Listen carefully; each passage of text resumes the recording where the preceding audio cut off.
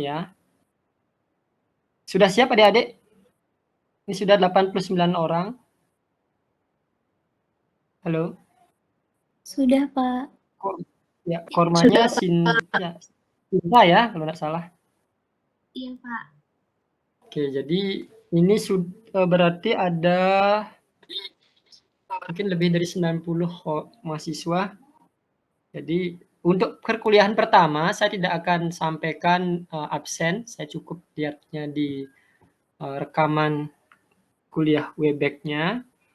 Mungkin ke depan nanti jika diperlukan saya minta tolong Korma atau yang lain bisa membuatkan Google Form karena ada beberapa yang ingin saya ambil juga datanya agar langsung masuk ke Excel ya. Mungkin seperti itu. Nanti kita akan sampaikan lewat Korma. Saya mulai kuliah ini. Selamat siang, sekali lagi kita berjumpa kembali di mata kuliah biokimia pada hari ini Selasa tanggal 7 September 2021 ya. Jadi perkuliahan ini sebanyak 2 SKS. Jadi mahasiswa yang hadir itu adalah utamanya mahasiswa semester 3 ya, angkatan 2020. Jadi share konten saya biokimia tentang kontrak perkuliahan dan pendahuluan sudah bisa dilihat ya.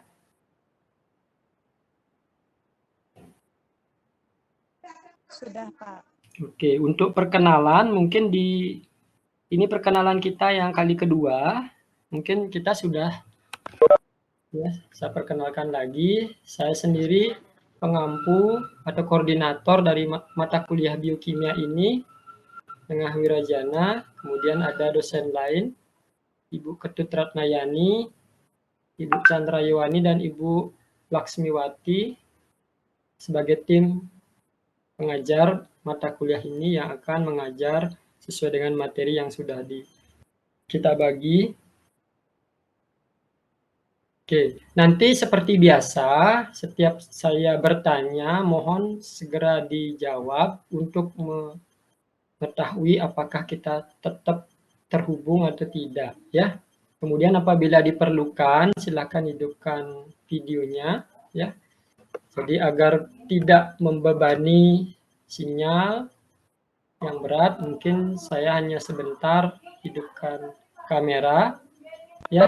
Kemudian begitu juga Anda, apabila diperlukan, saya minta silakan hidupkan kamera, ya. Karena mungkin belum setiap kuliah ya, tidak hanya praktikum, untuk memperkenalkan diri, apalagi mahasiswanya banyak, mungkin kita bergiliran ya, memperkenalkan diri baik lewat suara maupun kamera ya. Jadi saya harapkan Anda bisa bergiliran, mengusahakan berusaha untuk aktif menyampaikan pendapat ataupun bertanya ya. Mungkin itu dari saya sebagai pendahuluan untuk pembukaan. Oke, apakah bisa terdengar dengan baik? Bisa, Pak. Bisa, Pak. Oke, kalau bisa perkenalan secara personal dari tim pengajar sudah, nanti setiap dosen bergiliran mengajar akan menyampaikan kembali. Oke. Sekali lagi, seperti yang sudah saya sampaikan waktu praktikum, saya tidak bisa slideshow sehingga mungkin tidak begitu besar. Nah, tapi Anda di PS Anda masing-masing Anda bisa full screen ya, mungkin kalau kurang besar. Ini saya sudah usahakan tampilan paling besar, tapi tidak bisa slideshow. Kalau slideshow nanti biasanya tidak bisa berpindah slide. Oke, itu sudah pernah saya sampaikan. Kontrak perkuliahan, ini mungkin untuk dibaca saja ya. Jadi kalau mata kuliah bagi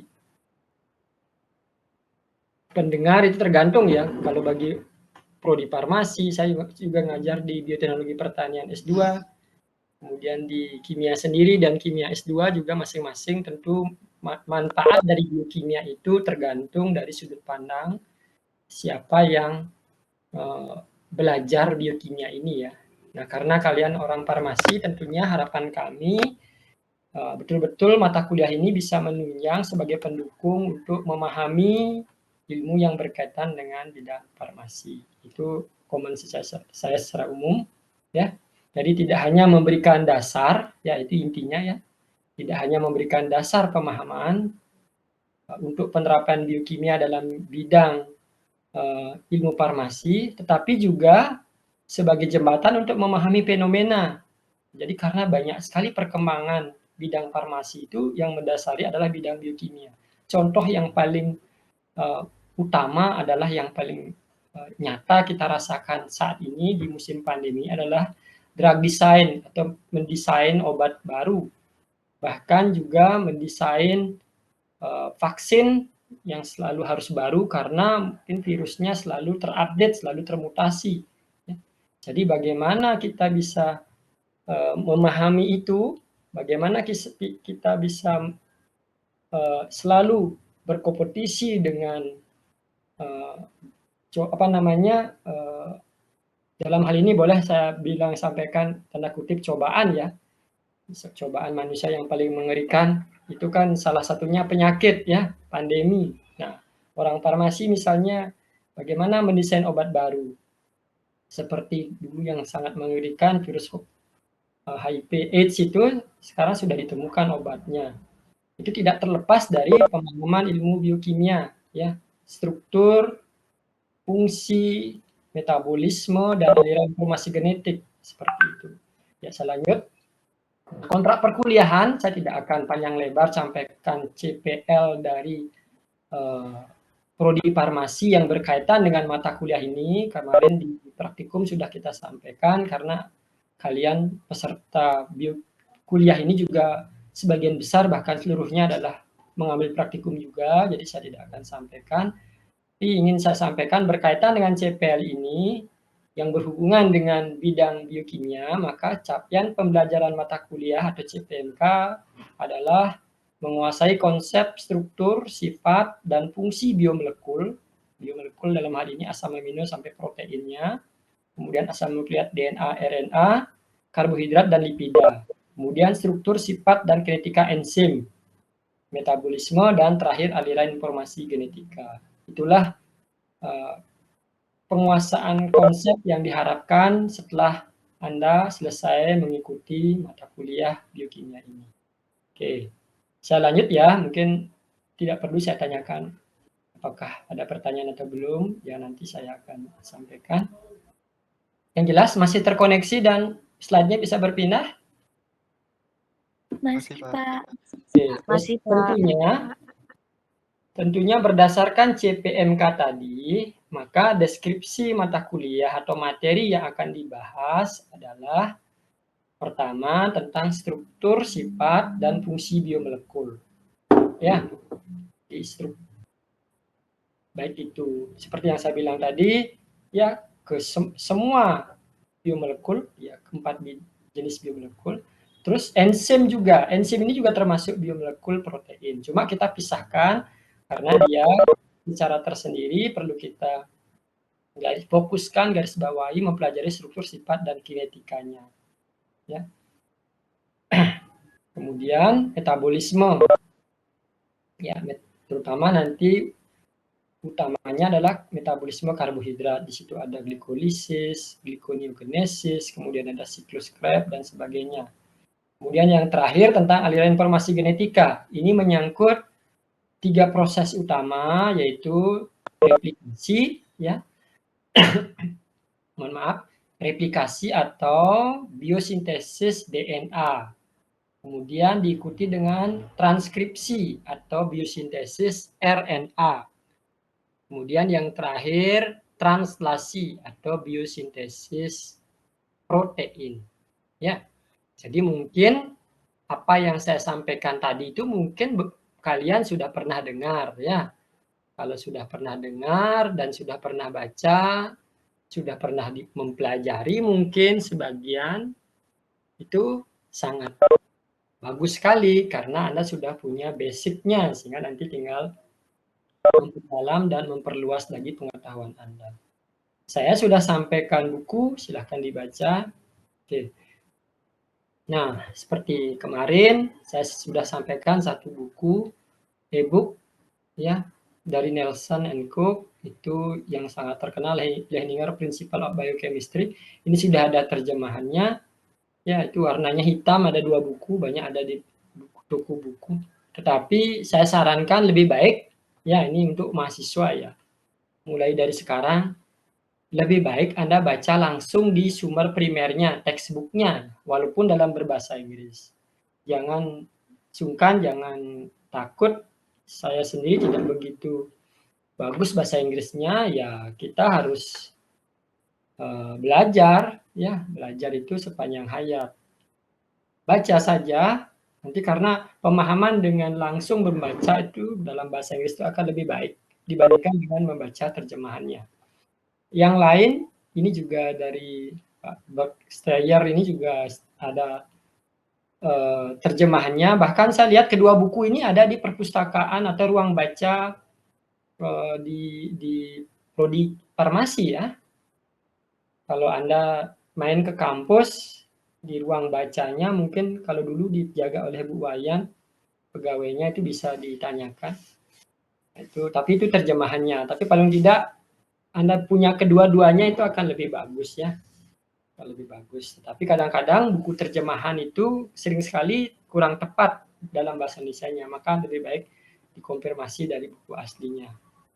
Kemudian yang lain sebagai tambahan bisa juga dari Eliot and Eliot. Ini tidak ada e-booknya, tapi saya ada bukunya. Tapi ini hanya tambahan. Yang penting dua ini ya. Tapi kalau Anda perlu buku untuk tambahan wawasan, tidak bisa pinjam di perpustakaan tempat lain, ya saya bersedia meminjamkan ke Anda. Dan banyak lagi buku biochemistry yang lain ya, yang tidak saya bisa tulis di sini. Nah, sebagai sumber pendukung itu jurnal-jurnal yang berkaitan dengan biokimia, terutama yang bersangkut paut dengan materi yang diberikan ya sebagai tambahan. Nah, menurut standar nasional dikti, standar nasional pendidikan tinggi, kita di perguruan tinggi diwajibkan mengintegrasikan hasil-hasil penelitian dosen ke materi mata kuliah tertentu. Ini saya ambil contohnya. Kalau saya memang bidang riset saya adalah di bidang enzim dan ekspresi gen atau sintesis protein. Itu memang ada di materi ini, sehingga saya tampilkan salah satu jurnal saya yang berkaitan dengan salah satu enzim dan bagaimana sintesis enzim atau proteinnya. Jadi Anda bisa klik di sini, Anda bisa unduh secara gratis, bisa kalau ingin tahu.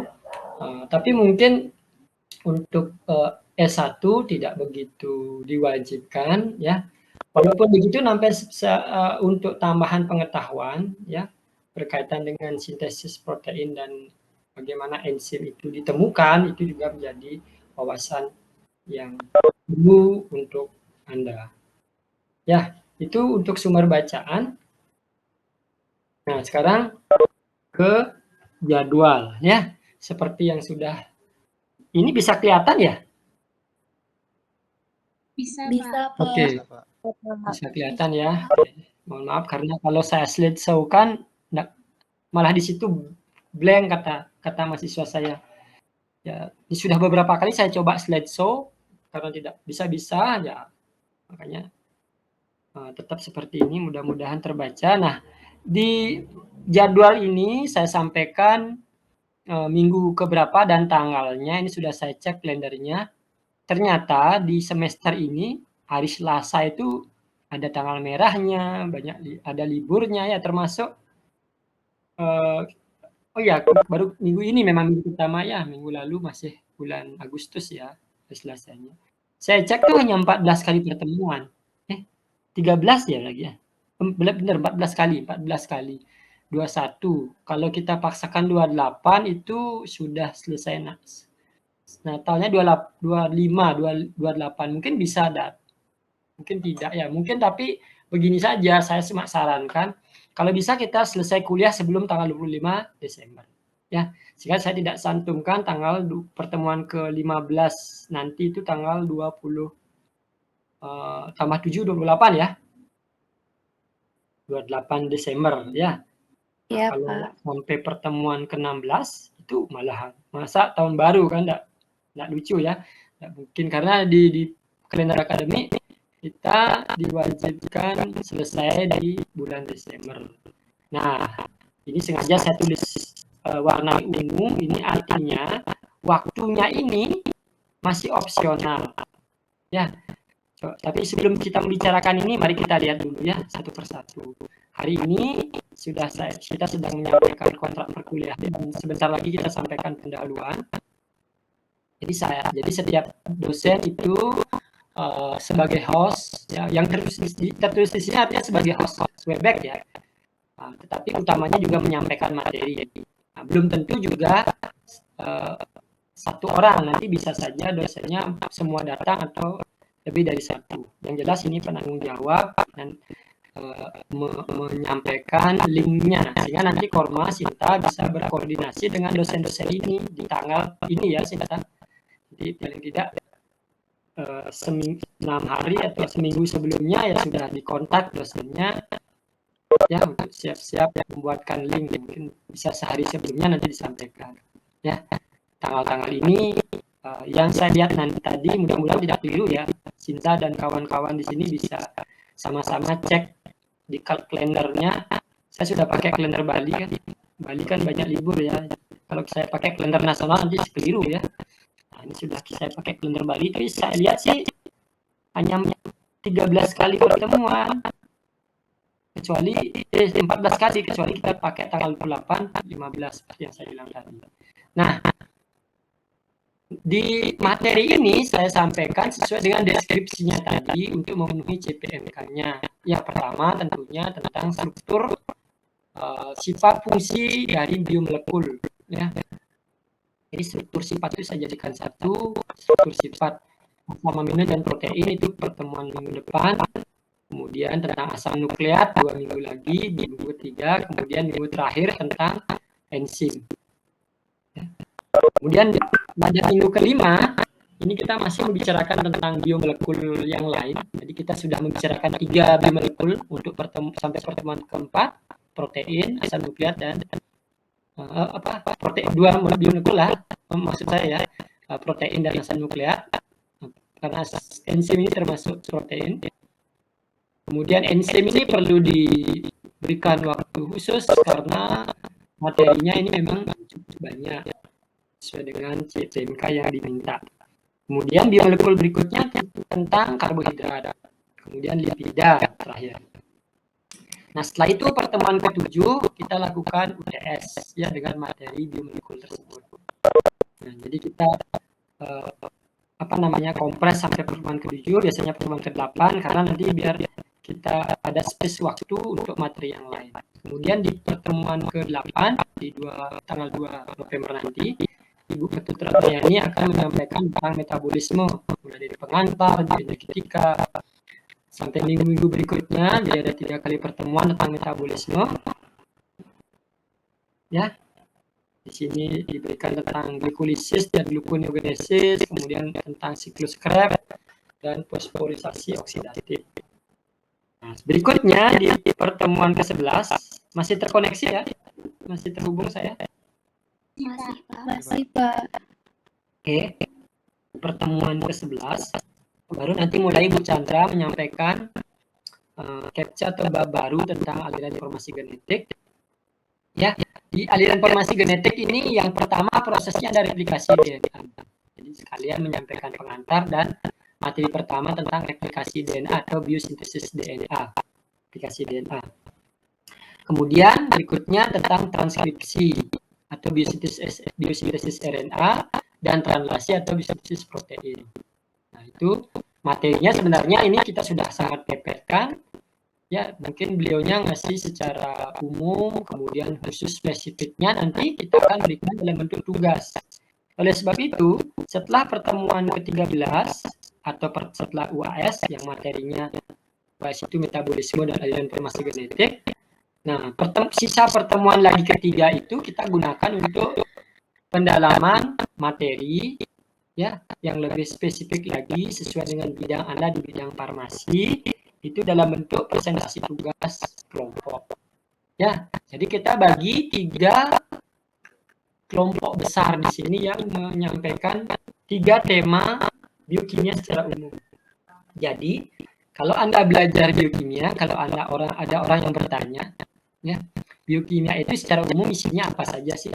Sampaikan aja 3 ini ya. Secara umum isinya tentang biomolekul, baik mempelajari struktur, sifat, fungsi, ya, dan enzim. Itu bagian pertama.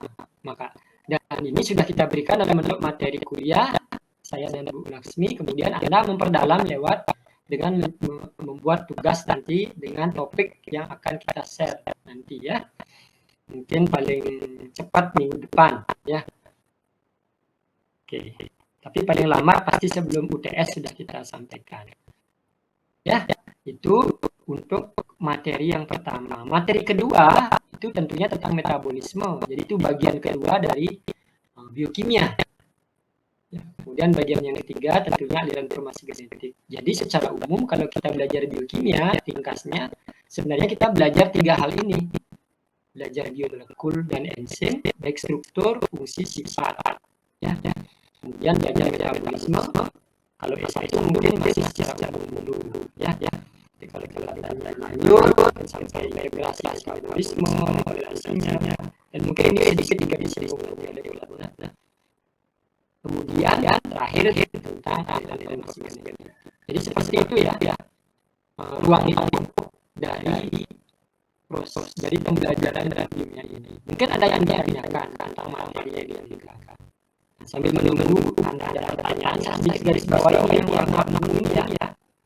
Nah, ini saya minta di samping minta pendapat dari Anda juga saya sampaikan di sini bahwa kalau kita tidak mungkin mencari tanggal hari selasa lagi ya. Misalnya begini. Oke, Anda di sini nanti kalau bisa sekarang bisa diputuskan ya. Kalau masih ragu nanti Anda bisa remuk dulu sesama teman, kemudian dia silakan korbannya, koordinatornya memang japri saja ya. Apakah nanti Anda usulkan di pertemuan ini 13 itu nanti tanggal 8 tidak masalah dan ada beberapa basis. Tapi di sini saya usulkan 21 Desember sudah selesai. Ya. Nah, bagaimana caranya ini? Nah, tanggal ini yang dua ini. Ya, yang dua ini kita ambil adalah jam hari Kamis praktikum. Sebab nanti mungkin hari Kamis depan dan akan saya sampaikan karena lewat korbannya Julio dan Narendra kita sudah sepakat ya. Saya sudah hubungi langsung mungkin adik-adik mahasiswa sudah diumumkan ya. Ibu kita sudah sepakat praktikumnya digabung ya, Julio dan Narendra. Jadi untuk mudah-mudahan tidak ada perubahan. Kita pilih praktikum biokimianya hari Kamis pagi sesuai dengan jadwal ya. Sehingga metode pemeriksaan yang diminati itu adalah hari pagi kan gitu ya. Halo. Itu ya benar ya. Ya benar. Oke, saya pakai GoPro. Tidak begitu jelas lah. Nah, jadi kalau seperti itu berarti nanti begini, nanti saya akan share juga jadwal praktikumnya karena sudah pasti di dalam hanya hari Kamis, jadi saya bisa bikin jadwal. Nah, karena ada 7 macam praktikum plus asistensi dan presentasi tugas, saya akan rancang tidak 16 kali pertemuan. Ya. Jadi karena kebetulan ini adalah salah satu kesatuan praktikum dan mata kuliah, jadi kita boleh mengambil jam praktikum untuk kuliah ya, presentasi tugas. Sehingga nanti presentasi tugas yang sisa 2 kali pertemuan ini kita akan lakukan pada saat jam praktikum di hari Kamis setelah selesai praktikum di bulan Desember atau akhir November ya. Nanti kita lihat. Ngerti maksudnya?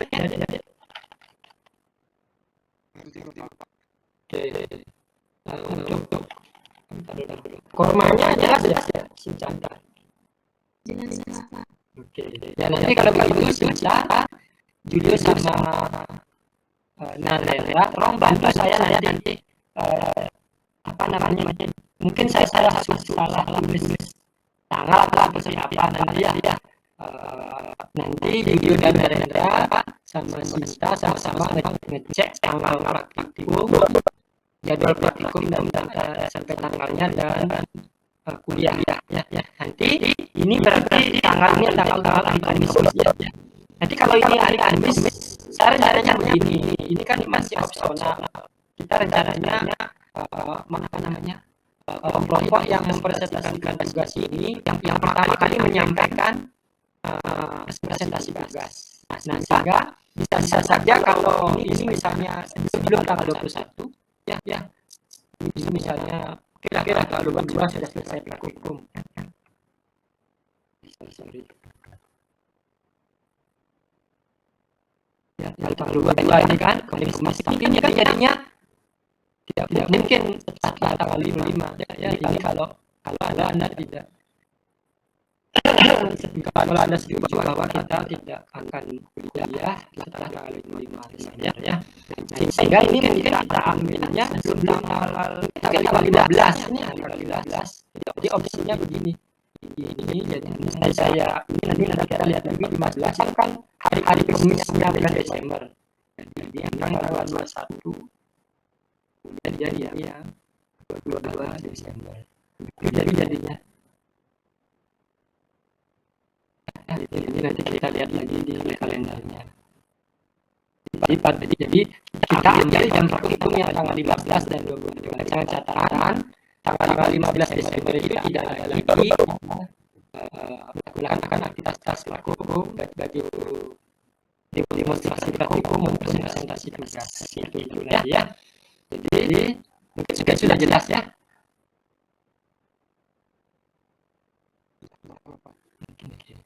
Yang lain sudah jelas. Ada pertanyaan? Sudah saya lanjutkan. Jelas, Pak. Oke. Terima kasih. Ini yang hadir saya 19 orang ya. Jadi Sebenarnya tadi namanya ada yang kontestasi orang. Ya. 14 sekitar hasil Pak. Jadi masih mencoba terus join.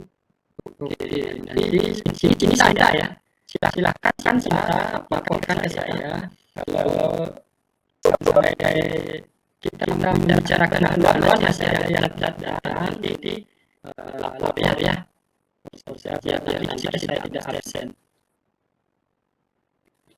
Iya, Pak.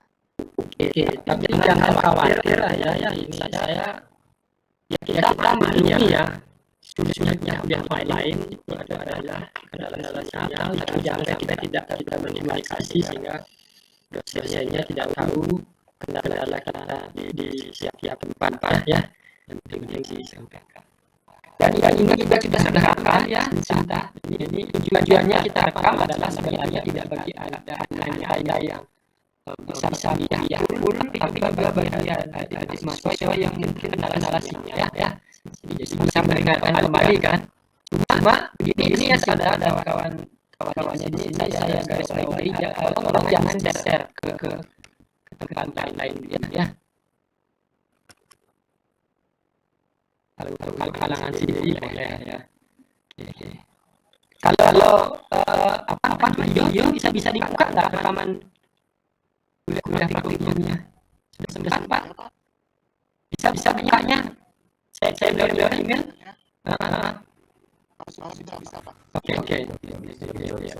Oke, terima kasih. Saya lain ya, kalau memang tidak jelas di sini, kita sudah menyangkut kontrak kuliahan yang bagian jadwal. Yang strategi kuliahan ini ya saya tidak akan jelaskan lagi. Intinya adalah student center learning, jadi mahasiswa aktif. Dan ajar kami itu hanya sebagai fasilitator, itu intinya ya. Karena yang belajar itu adalah Anda. Kita pun ikut belajar sama-sama belajar, sama-sama belajar lah, janganlah satu arah. Itu artinya informasinya ya tidak hanya dari saya tetap akan menanyakan pendapat Anda, ada informasi baru yang Anda dapatkan berkaitan dengan masalah ini ya selalu begitu ya. Dan itu akan bisa termediasi dengan adanya tugas-tugas di situ juga bisa masuk. Oke. Nah, oleh sebab itu seperti yang dipertegas di sini kan diberikan tugas-tugas selain materi kuliah. Ya, saya lanjutkan. Tugas mahasiswa dan penilaian. Ya, ini ada tugas individu. Tugas individu itu nanti bermacam-macam tergantung dosen yang menyampaikan, bisa membuat ringkasan, menjawab soal berdasarkan tema atau topik. Ya. Kemudian tugas kelompok. Ya, tugas kelompok inilah nanti membuat dan mempresentasikan makalah berdasarkan tema topik yang sudah diberikan. Nah, tadi kan sudah saya sampaikan, tema besarnya itu ada 3 ya. Struktur biomolekul dan enzim, metabolisme, serta yang ketiga aliran informasi genetik. Nah, sekarang paling tidak apa kaitannya dengan bidang farmasi itu pasti akan masuk ke bagian tugas Anda. Dan saya sampaikan ke Anda kalau dalam 1-2 minggu ini Anda baca-baca buku, terus Anda punya ide masalah tertentu, Pak atau Ibu, ini kayaknya cocok untuk topik tugas bagian struktur biomolekul dan enzim gitu misalnya. Itu bisa ya. Jadi saya sangat harapkan di angkatan ini ide tugasnya itu bisa datang dari Anda juga ya. Makanya saya tidak sampaikan sekarang. Kalau saya sampaikan sekarang mungkin itu yang belum bisa terwakili ya pendapat Anda. Makanya sejak sekarang lewat kormanya Sinta tolong ingatkan teman-teman kalau ada ide untuk judul tugas kelompoknya silahkan. Yang penting masuk ketiga topik besar itu ya. Cari aja kaitannya dalam bidang farmasi. Nanti kita ngecek. Kalau terlalu ketinggian ya mungkin janganlah. Mungkin yang penting nanti topiknya itu yang disampaikan akan selevel dengan materi yang S1 untuk tingkatan S1. Paling tidak itu filter kita biar tidak terlalu berat nanti diskusinya. Nah, itu tentang tugas ya, tugas kelompok. Nanti tugas individu nanti untuk kuliah hari ini juga ada, nanti bisa lihat di slide terakhir. Nanti akan saya share juga di Korma ya, biar nanti dibagikan ke teman-temannya. Untuk penilaian, untuk tugas sudah jelas ya? Sudah jelas? Pak. Oke. Sekarang penilaian. Nah, penilaian itu ada aspek kognitif dalam bentuk tes lisan dan tertulis. Tes tertulis paling tidak kalau nanti UTS dan UAS-nya dalam bentuk tertulis. Kalau saya mahasiswanya kalau di bawah 20 saya lebih suka langsung tes lisannya, saya jarang melakukan tes tertulis kecuali mahasiswanya banyak. Ya, sehingga terpaksa untuk farmasi saya sampaikan tes tertulis. Tapi karena online mungkin nanti tes tertulisnya nanti kan beda lagi dengan yang lain. Itu aspek kognitifnya. Kalau aspek pengetahuan dan keterampilan itu dilihat dalam nanti pada saat Anda menyampaikan presentasi dan gagasan pada saat diskusi. Kemudian sikap dan perilaku selama mengikuti perkuliahan menjadi pertimbangan juga dalam penilaian karena kalian tahu bahwa setiap mata kuliah itu juga bertanggung jawab dalam pencapaian CPL sikap ya. Tidak hanya CPL pengetahuan, tapi juga sikap dan keterampilan umum itu menyangkut bagaimana Anda bisa berpikir kritis, logis untuk menyampaikan pendapat itu nanti di aspek pengetahuan dan keterampilannya. Jadi seperti itu ya alasannya kenapa aspek penilaiannya itu cukup komplit karena kita menilai Anda tidak hanya dari satu segi. Itu kalau ada mata kuliah yang hanya menilai dari satu sudut saja itu kurang baik ya. Padahal masing-masing individu itu memiliki kelebihan kekurangan yang sangat berbeda-beda. Jadi itu tidak adil rasanya kalau hanya dinilai dari satu aspek. Ya, mungkin itu penjelasan dari saya. Kemudian masih terhubung dan slide-nya sudah mau berpindah? Sudah, Pak. Oke, terima kasih. Nah, lanjutan tentang penilaian. Tadi kita bicarakan tentang aspeknya, sekarang kita bobot penilaian. Nah, bobot penilaian untuk aspek pengetahuan dan keterampilan, ya, yang menyangkut tugas-tugas tadi, itu bobotnya 30%. Kemudian itu yang menyangkut baik itu kelompok maupun individu ya. Misalnya menyampaikan pendapat pada saat perkuliahan harian itu kan masing-masing individu. Kemudian pada saat diskusi kelompok, membuat tugas kelompok ya itu kelompoknya dinilai. Kemudian pada saat presentasi masing-masing orang punya pendapat, itu individunya. Di totalnya itu kita gabungkan dengan bobot 30%. Sorry, ini bukan termasuk harian ya, saya lupa. Ini pada saat presentasi. Nah, ini pada saat harian ini berbeda. Nah, ini kabar yang mengembirakan sebenarnya bagi Anda yang tidak hanya menggantungkan nilainya dari pada UTS dan UAS ya, karena ini bobotnya lebih besar.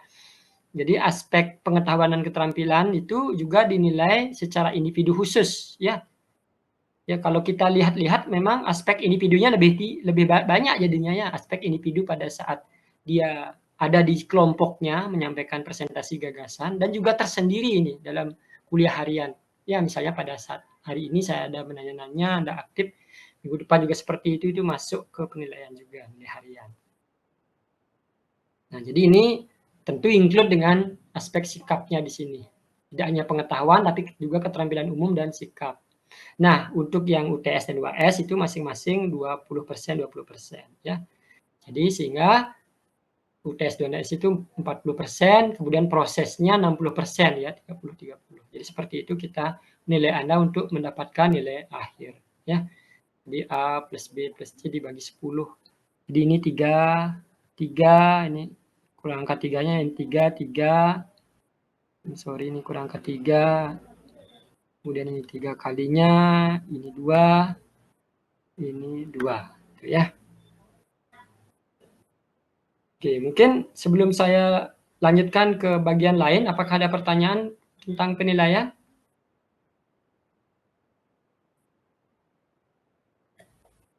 Ada? Halo adik-adik? Belum, Pak. Dari saya aja. Belum, Pak. Ada nggak yang punya ide begini? Halo, ya kalau tidak ada, mungkin saya sedikit lanjutkan. Nah ini namanya kontrak perkuliahan. Kan pernah Anda nanti kan bekerja kan pasti sebelum tanda tangan kontrak kan pasti baca dulu ya.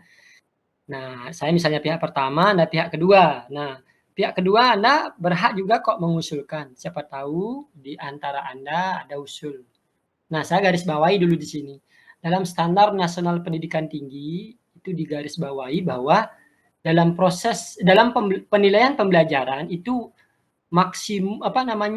minimum penilaian proses itu 60%. Makanya ini 3 dan 3 ya, AB.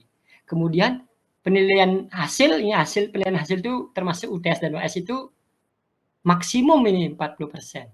Jadi kalau ini 40%, jadi kita sebenarnya bisa mengusulkan kurang dari 40%. Misalnya Anda punya ide UTS-nya bagaimana kalau cuma 10%, ini 10%. Ini ditingkatkan. Jadi ini jadinya 80%. Itu bisa. Ya, kita bisa diskusikan di sini. Ya. Jadi itu maksud saya ya. Oke. Anda setuju kami nilai Anda dengan rumus seperti ini?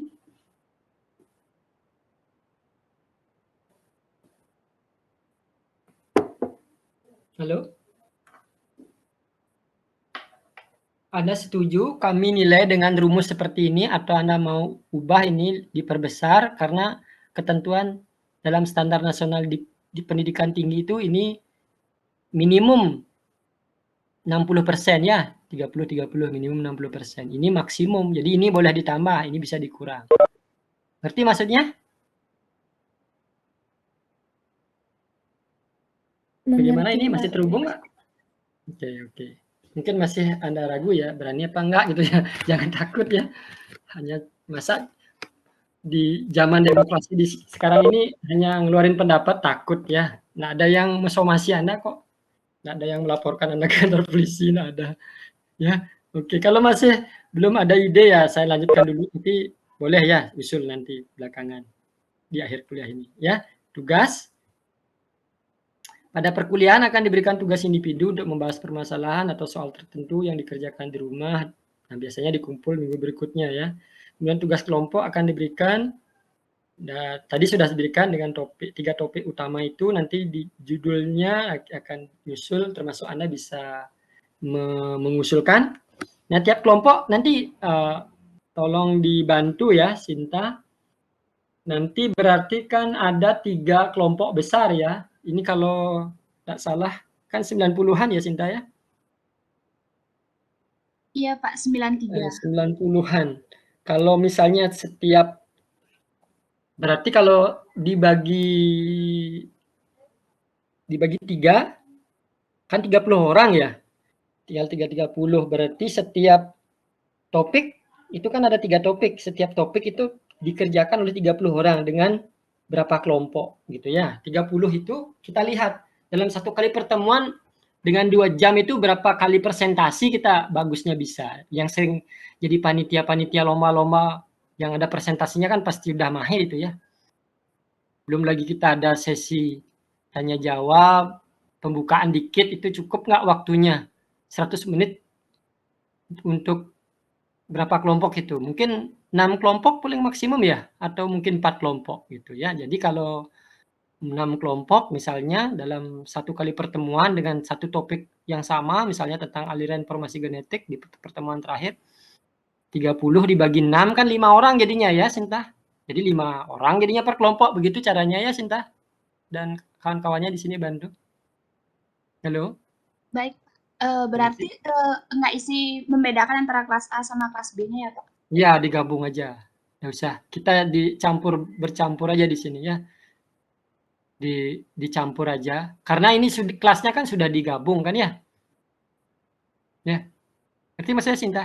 Itu dianggap semua satu. Itu hanya apa namanya? Di amisu aja kita dibagi, tapi dalam penilaian itu kita gabung. Nanti kan waktu memasukkan nilai, nanti kami yang akan melihatnya itu di kelompok mana. Yang jelas nanti Sinta, saya minta mungkin begini, Sinta, kelompoknya biar gampang aja kita input nilai, nggak usah loncat-loncat, berurutan aja ya. Ya, berurutan. Misalnya kalau jadi per kelompok 5 orang, yang nomor 1 sampai 5 kelompok 1 gitu ya. Halo? Sinta? Baik, Pak. Berarti Ya. 5 orang per kelompok ya, Pak? Itu prediksi saya dulu ya.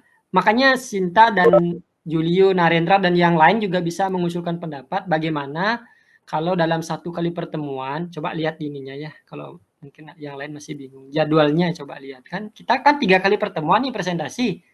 Ya. Jadi setiap pertemuan ini ya, kalau kita lihat ada 6, kalau mau misalnya sekitar 5 orang per kelompok, paling tidak ada 6 kelompok kan dalam satu topik ini ya, Sinta kan? Ini 6 kan? Karena kan 30 orang kan 90 orang, 90-an ini mahasiswanya. Halo? Halo, Sinta? Yang lain juga? Ya. Jadi ini 6 kelompok. Jadi kelompok 1 sampai 6 nanti dapat tugas yang topiknya tentang ini. Judulnya nanti bisa macam-macam ya. Mungkin judulnya ada yang apa namanya, reseptor enzim dalam menemukan obat baru gitu misalnya.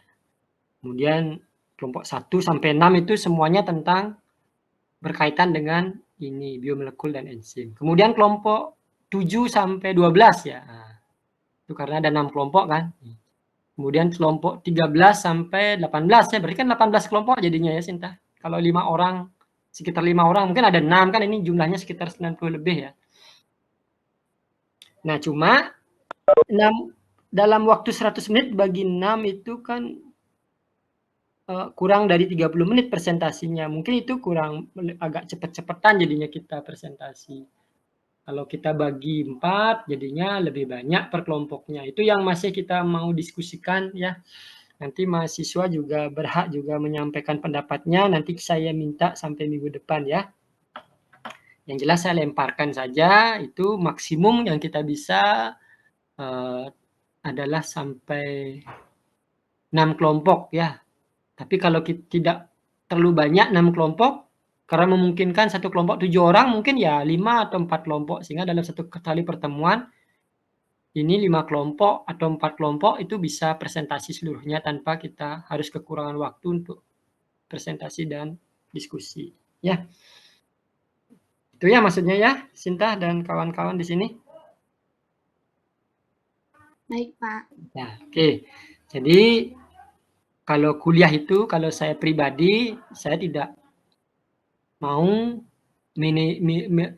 pengaturan itu diatur sendiri oleh dosen. Jadi saya juga tetap minta mahasiswa juga ikut berpikir karena ini juga punya Anda, ya.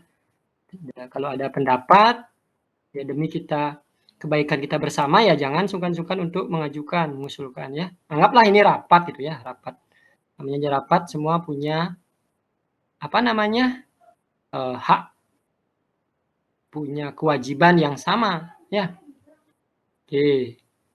Itu tentang tugas, ya tugas ini ya, makanya tadi saya bilang, saya tulis di sini mungkin 3, 5, 7 atau mungkin berapa orang ya.